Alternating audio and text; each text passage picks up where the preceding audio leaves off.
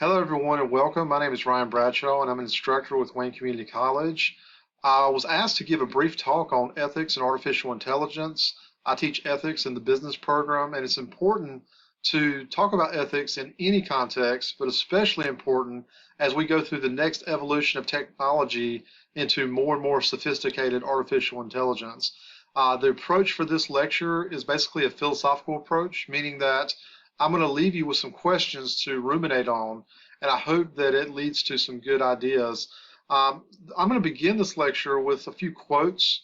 The first quote I picked from Isaac Asimov, who is somebody that's been writing about robotics for a long time. It is the obvious which is so difficult to see most of the time.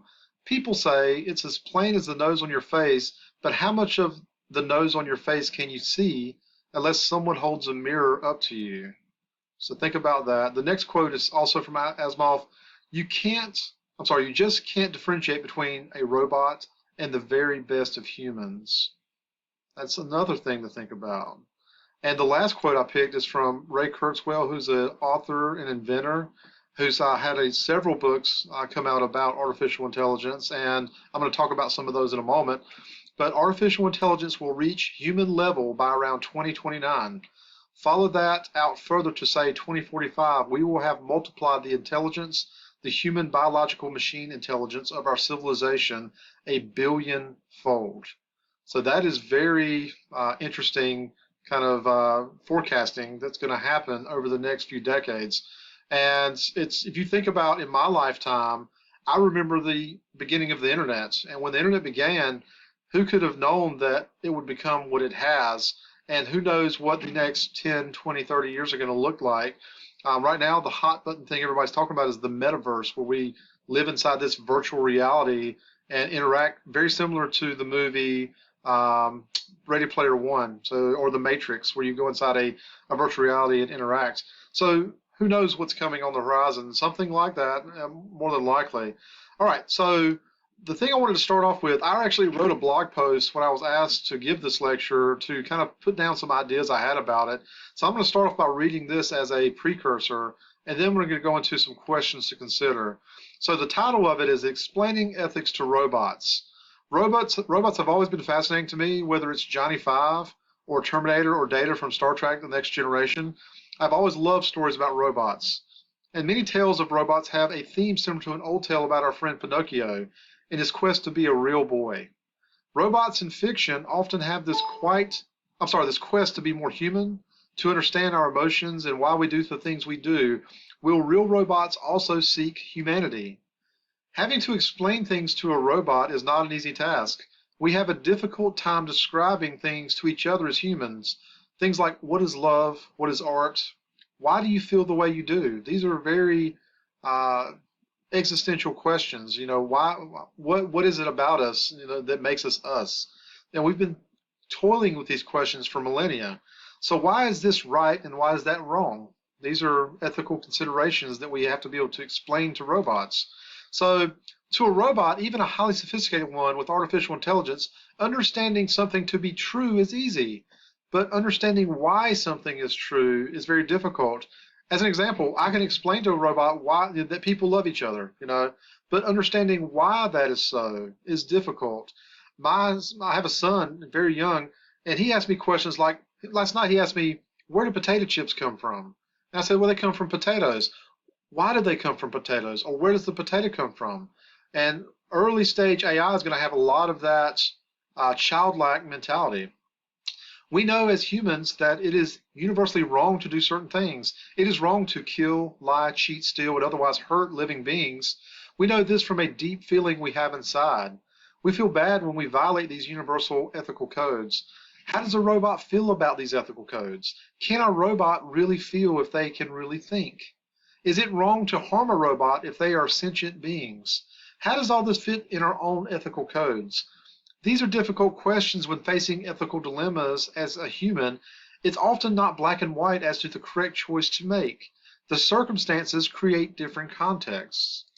So it may take us a long time to figure out this problem, but the pursuit of it may very well teach us something about ourselves, and that is a noble pursuit. If you are interested in learning more about AI, please check out the works of Ray Kurzweil, the age of spiritual machines, how to create a mind, and the singularity is near. This is a question that I'll leave the reader with in my blog, is a question to leave you with. If humans are fallible, meaning they can make mistakes, how can we create a system and intelligence that is infallible? And so that is something very curious to think about. I mentioned Ray Kurzweil. I've got one of his books here, The Age of Spiritual Machines. It's a great book. A lot of really good content that talks about the future of AI. How to Create a Mind is also fascinating. And The Singularity is Near is the first one I picked up of his. So I highly recommend checking those out. They're available for free from either Wayne CC Library or your local library. I highly recommend Wayne County Public Libraries. They're tremendous, and you can get a lot of great resources for free. But moving on, the next stage I wanted to talk to you about are some questions. I put together 10 questions just to put out there to get you thinking about ethics and AI. So what are ethics to begin with? And I'm not going to answer all these. I'm going to talk about them generally, but I want you to ruminate on them. So ethics are universal standards, or a system by which we have these universal standards. We generally know that it's right and wrong, to do certain things. We know that even if we steal something or take something, even if we don't know that it's wrong, it feels wrong. Something like, we kind of know that there's a human condition. We know that this is not right. Or if we cause harm to another person, we have this, innate human capacity to know that's wrong. How will robots understand that ethics? How will they know that, it's wrong to do these things? They will have to be taught, that it's wrong. How will we teach them? These are things to think about. Are feelings thoughts? It's another question. When you say, I love somebody, what does that mean? Does that mean that you have this thought that you love them, or do you feel it in your body? What does that mean? And if robots can think, can they also feel?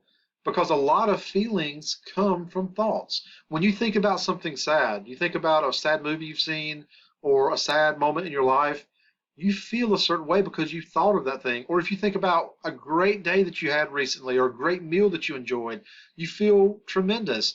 So those thoughts equal or are related to feelings in the human condition. How will that work in the robot world or the artificial intelligence world? There's a scene in The Matrix Part 3 where one of the programs talks about loving his family, and Neo, the main character, is perplexed. How can a machine love? How does that work?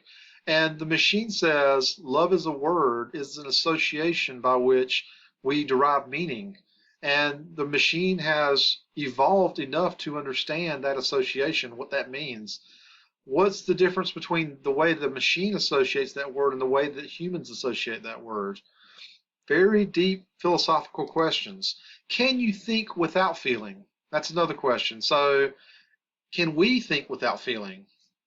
I don't think that's possible. I think every time we think about something, we have some type of subtle feeling, sometimes major, but sometimes subtle feelings attached to it.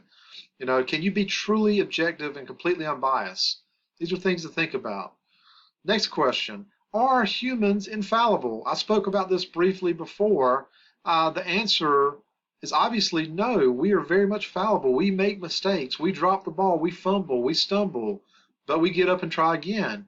If that is true, and our goal is to create a machine, an intelligence that's infallible, that will be free of errors and not have bad consequences. So how do we do that if we're fallible ourselves? Who's to say what the authority on an intelligence is? Right now in our world, we have a couple major operating systems that run the world. You've got things like Windows, you've got Android-based or Google-based products, Linux, things like that.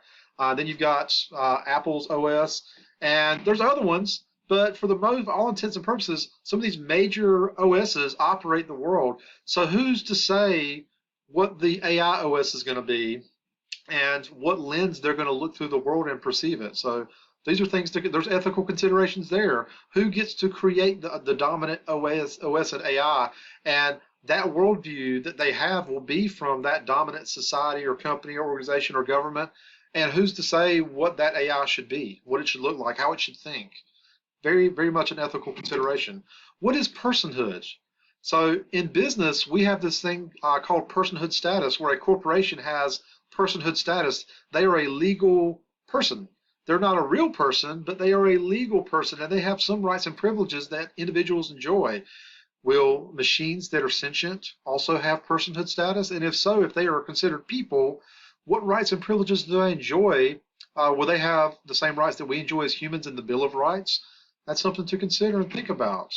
So do human rights extend beyond humans? I know that it's very much related to the last question, but do they extend beyond, do the rights and privileges of a machine that's thinking and feeling, will we share those same rights and privileges? I don't know. Something to think about. Are there universal ethics? I mentioned this earlier also. This idea that no matter where you go on Earth, all humans generally agree on these universal guidelines. Don't hurt each other. Don't steal from each other. Don't lie, cheat, things like that. These are universal principles that humanity has adopted over millennia. And if so, and if that's true, will we apply those same principles to an intelligence that is also sentient, thinking, and possibly feeling? Does self-awareness change the way you perceive AI? So right now, I've got a brand new toaster at home. Very nice. One day, this toaster, several generations from now, could have an AI chip in it, and it can talk to me in the morning and say, hey, Ryan, how's your day going? I've prepared your toast. And they are thinking. They can spend their own time thinking and doing whatever they choose to do.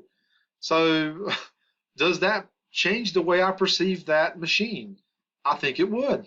I would go to work thinking, I wonder how my toaster's doing, And so these are considerations that we must have. And if we are going to create an intelligence, we need to think about the ethical implications of that. And one question that I have that I presented to Mr. Connor Beveridge is it ethical to create an intelligence to begin with?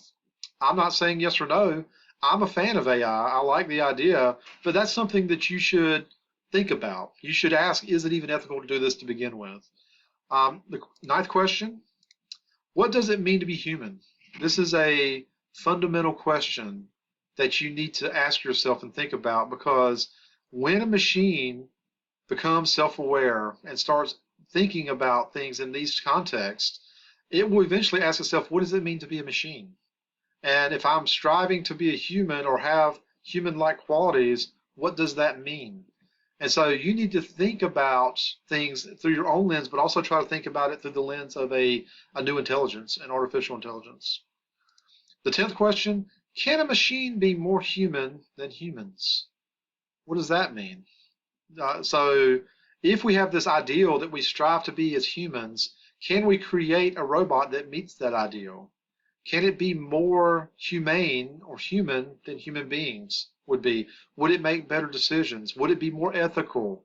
Would it leave behind some of the negatives, the detractors from being a biological entity, and evolve to be, I guess, more human than us? Something to think about. Okay, so I've gone through and presented some just ideas, philosophical points to think about artificial intelligence, and I hope this information has been helpful. I do want to thank you for your time and attention. I know this has been brief, and the reason for it, I wanted to get the information to you so you can ruminate on it, but you are free to watch this multiple times, share it, and then send me a question if you do have a question or comment about the video. If you liked it, just shoot me an email and give me some feedback on it. I appreciate it, and I want to wish you all the best in your journey, whether you are going into AI as a career or you are going into a business organization. This is going to impact you in some way in the future. You are going to, in your lifetime, interact with sentient AIs. It might be 10, 20 years from now, maybe beyond, but when that critical point happens, the singularity, as Kurzweil talks about it, it will change everything very dynamically and very quickly, because that machine will be able to tell us all the things we need to invent in order to create a better standard of living for all of humanity. It will know better ways to use energy resources. It will know better ways to recreate itself. And so it's going to be an exciting, dynamic, and a little scary time. So prepare yourself for that. Keep learning. I encourage you to be a lifelong learner beyond your formal education. And if we can support you in any way, please let us know. Thank you so much again for your time. I hope you learned something. I hope you enjoyed it. And I'll talk to you soon. Have a great day, everybody.